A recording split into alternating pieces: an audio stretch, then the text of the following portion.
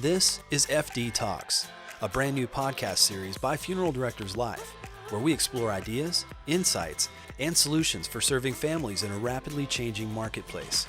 On today's program, I'm visiting with Drew Seale, Vice President of Sales Operations with Funeral Directors Life, and we're going to discuss the importance of being able to offer families an online funeral planning and funding experience. Drew, how are you today? I'm doing well, Rob. Good morning to you. Thanks for having me. Yes, sir. Let's talk a little bit. Now, you're the Vice President of Sales Operations here at FDLIC. Talk a little bit about your history and how you came into that position. Yeah, so when I graduated college, I started in the business. Well, technically, I've been in the business probably my whole life. My grandpa was one of the 4 founding fathers for FDLIC. So back in 1981, they started Funeral Directors Life Insurance Company, and then my dad got on board 4 years later. And then I was born in 1990, so I guess I could technically say since 1990 I've been in the business. But professionally, I started when I got out of college in 2014. So when I got out of college, my dad and I were talking through what might be the best place for me to start within the company to learn about the funeral industry, to learn about funeral homes. And when I started thinking about it and when we started discussing it, we decided to put me in a sales role. So I graduated with an accounting information systems degree and I went into sales, so fancy that. But I started as a select producer, so I was working in the funeral home as a sales professional for 3 different funeral homes in the Waco, Central Texas area. And I'll tell you what, it was invaluable for me to do this. It was unbelievable how much information I was able to learn about not only the funeral industry itself and not only the insurance side of it, but the funeral home side of it.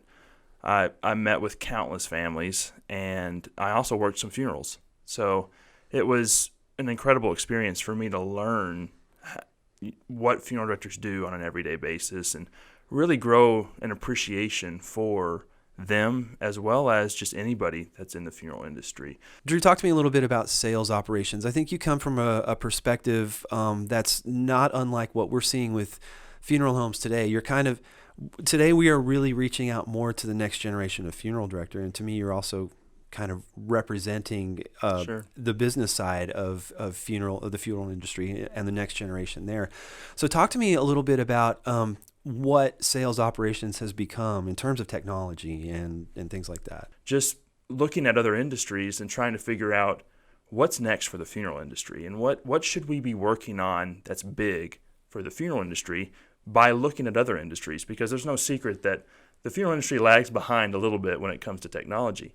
But that's actually a pretty good thing for us because we're able to look at the experiences of other industries and try to learn from their mistakes, but then also help the funeral industry evolve into the new technology era that we have today.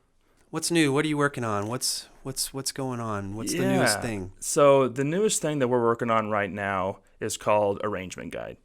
And basically what that is, it's a online planning and funding tool that is geared towards helping the funeral home meet the needs of this online shopper that we have today, and really helping the funeral industry and the funeral home and our customers to reach those people when they may not be reaching them otherwise. So it's not a revolutionary idea per se. No, but it's like what we talked about earlier about how the funeral industry lags behind on almost everything when it comes to technology. The funeral industry is such a relational business, and the means by which we were communicating with our client base or the families that we were serving was very much face-to-face. And so we had to be careful as to how we set up an online planning tool that didn't necessarily have the funeral home there with them face-to-face or have an agent with them face-to-face. So we had to really walk that tightrope, that tight line of how much do we need to be less interactive with the consumer, and how much can we help guide them along in this process without being there face-to-face. We had heard from a lot of our sales team that there were solutions out there, but they weren't adequately meeting the needs. No, there was lots of money being put into online planning, but it was really geared towards the low-cost cremation provider. And they didn't even have a funeral home that they were a part of. There was times where, this has even happened in Abilene now recently, where there would be a low-cost big cremation brand that would just come into Abilene, do a seminar, or do some sort of event to try to get people to come to it. They would talk through how you can get this low-cost cremation, and people would buy into it. And then they would leave and go to the next town. And what happens there is, there's zero value with that, whatever they bought.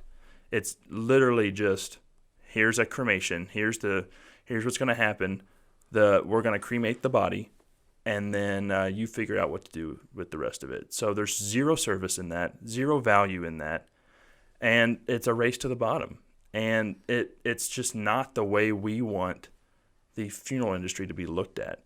But when all there is out there for people to look at online is this low-cost cremation option, families don't know any better. And that's what we really started seeing, was that people were going online and trying to find, Googling, what do I need to do to prearrange my funeral? Or how can I prearrange my funeral online? Because that's what's that's what's been happening for the last 5 to 10 years, is people are researching things online. You think about any other industry. If I'm wanting to either maybe go buy a car, I'm going to go online and start searching for my ideal car. But if I'm going to a place that doesn't have pricing, or if I see that there's no pricing available for me to look at, I'm just going to move on to the next place. And then I'm going to try to see what kind of value they can bring to me. And then from that point on, I'll try to maybe even customize my own car just to see what it might be like. And then I'll call whoever has the best value, in my opinion. Not necessarily the cheapest, because just because I'm looking online does not mean that I want the cheapest route. I just want to be educated, and I want to see the value that you can bring to me in whatever industry I'm talking through.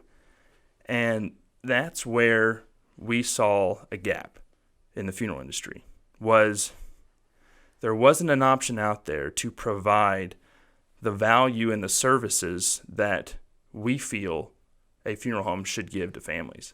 And they didn't know. It's so funny with a funeral home and a funeral director, when you're in any other industry, like looking at something yourself as a funeral director, you see what's going on technology-wise. But then you look back to your funeral home and you think, oh no, people don't want to do it that way with funeral stuff. They don't want to plan their funeral online. They want to come in and talk to me, and they want me to explain everything to them. Well, if every other industry is doing it a different way, or at least providing the option to have whatever service you're providing online, I would imagine that consumers want to be able to do their funeral planning online. And you're talking about a blended experience. Absolutely. Well, you think about Best Buy or Target right now, or even grocery stores right now. They're providing options for people to buy things online and then go pick it up in the store. So for me, if I was going to go buy a TV, right, I would go to Best Buy and I would look at the dimensions, the parameters of the TV that I wanted. Let's say I want the biggest flat screen TV I can get on the market, but for a good price. So I'm probably going to look at a 75-inch screen TV. I'm going to look at the different brands that might be out there, and I'm going to want to see what I'm going to buy before I actually buy it. So I'm going to look at reviews online. I'm going to look at the specs of the TV, but then me personally, I don't want to just buy it online.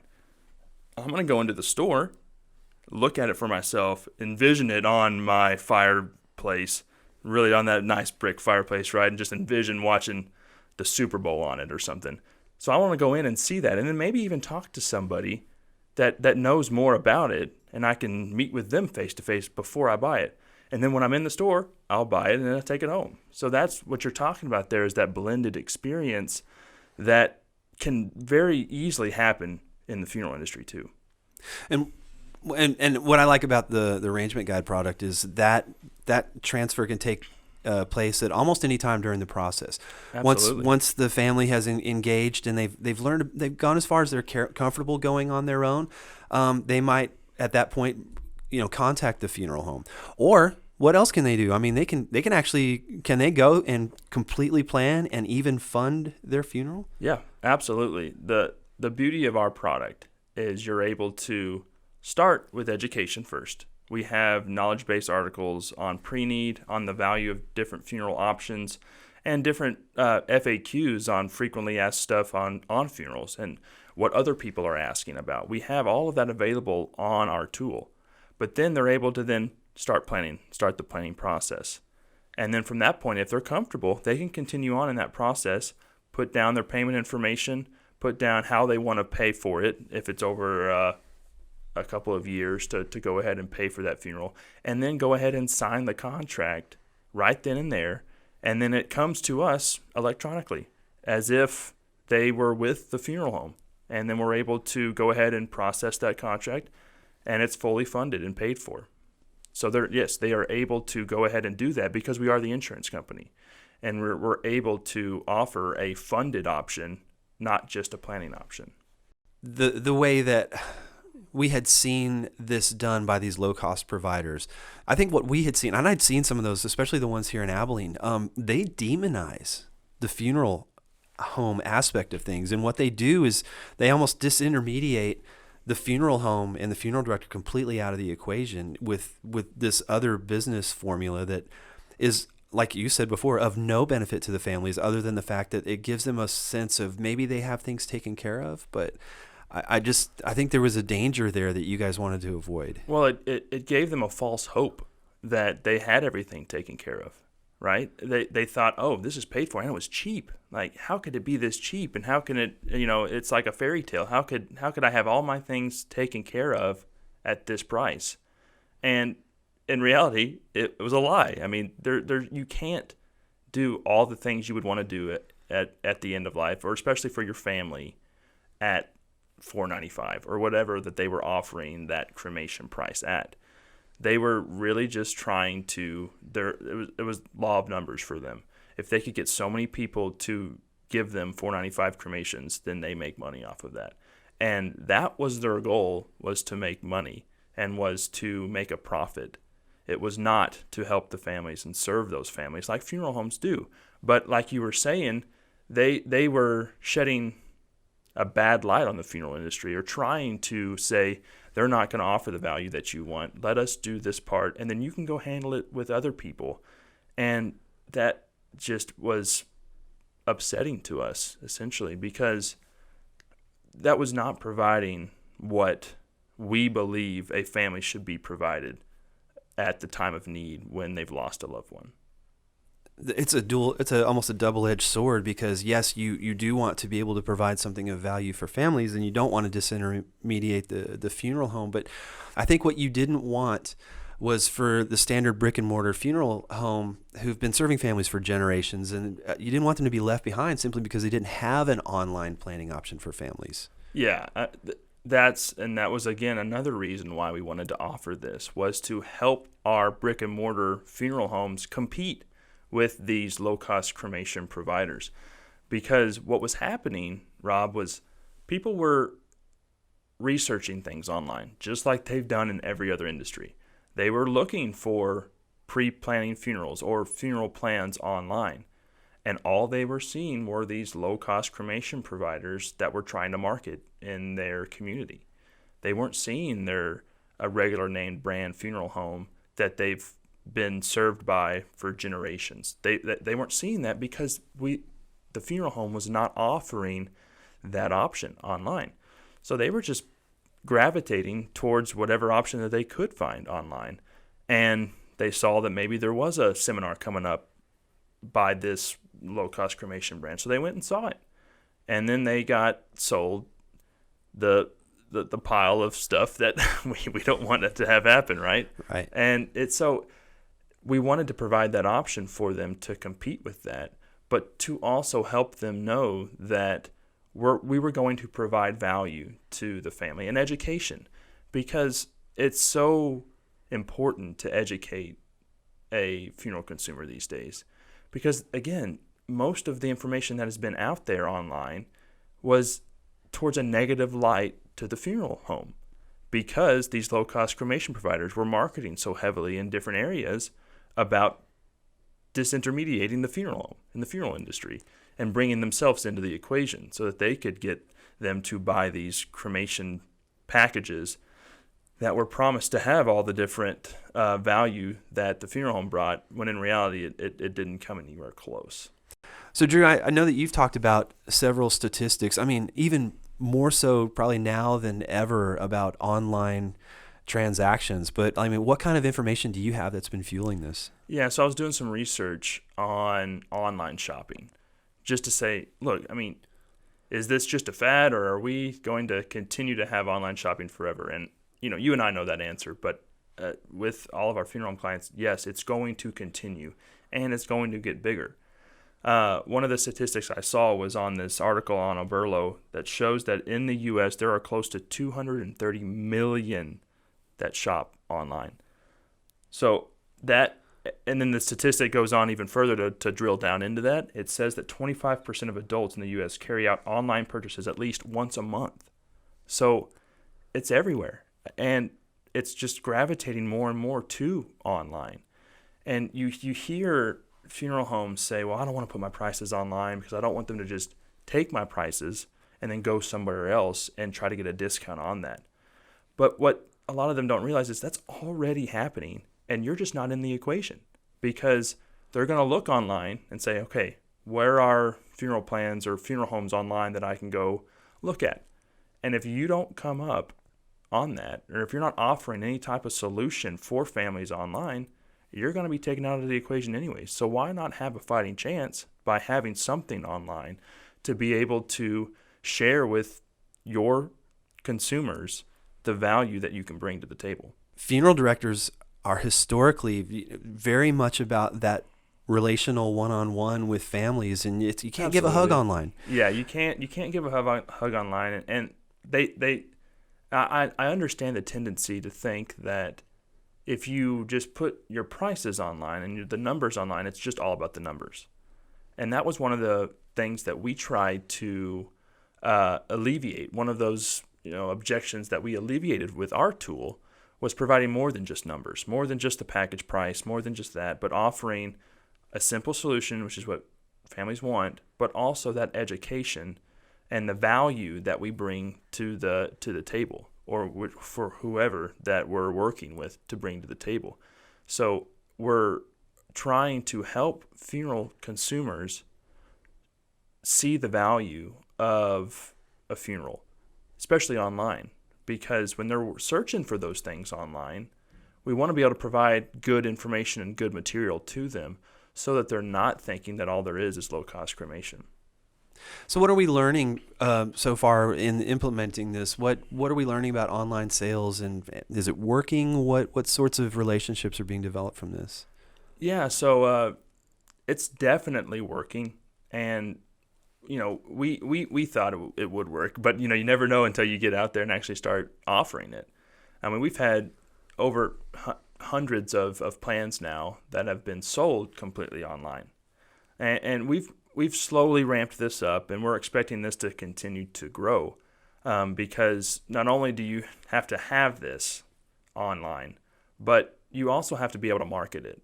Because if you don't market it, then you're just trying to bring in what we call website walk-in, which really just amounts to a handful of contracts every year because they just may happen to get to your website, and then they just may happen to be able to get to the online planning and funding tool that we have with the arrangement guide. So you have to be able to market this to your community, because if you don't, then they're not going to know.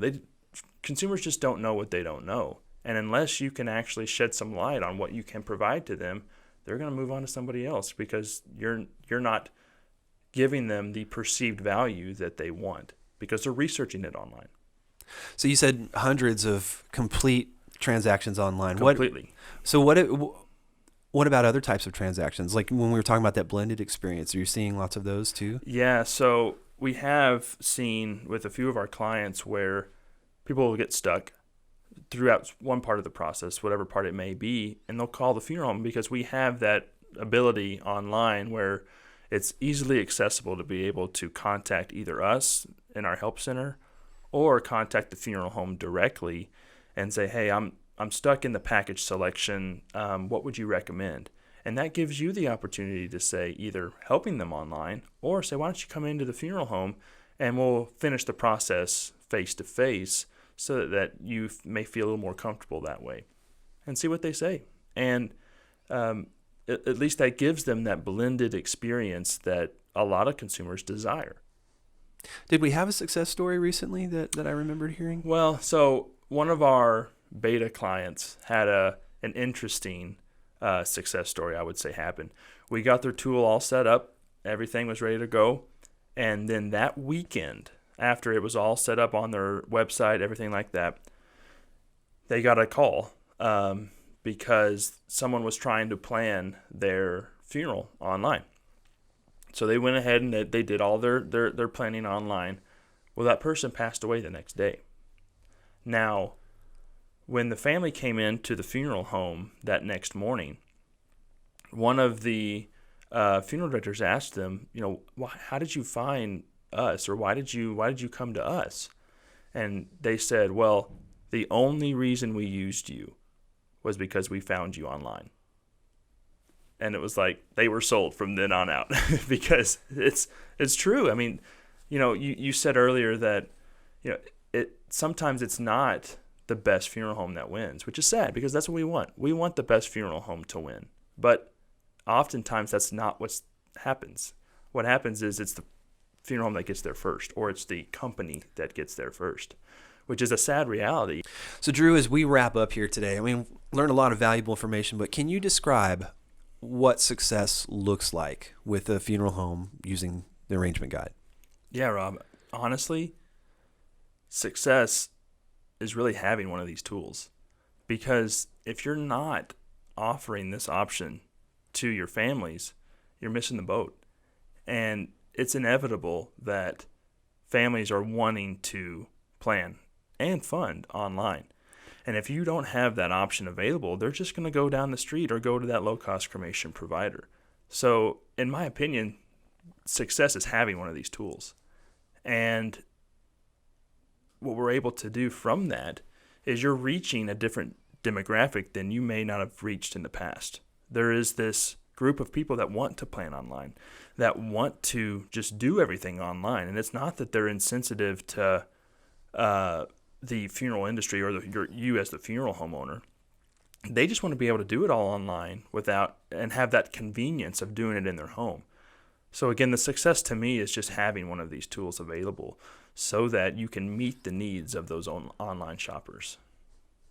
Well, Drew, I really do thank you for coming in and spending some time with us today talking about, the uniqueness and the difference of the arrangement guide versus a lot of the tools out there. I think it's really going to be valuable information for a lot of our listeners. Yeah, thank you, Rob, for having me. And we're really passionate about helping funeral homes meet the needs of this rapidly changing funeral home marketplace. If you would like to reach out to us about this episode or this series, please visit us online at funeraldirectorslife.com/FD Talks. There you can find information about this episode and submit any comments, suggestions, or feedback about our series. And we also welcome your ideas for future episodes. Join us next time on FD Talks as we explore ideas, insights, and solutions for serving families in a rapidly changing marketplace.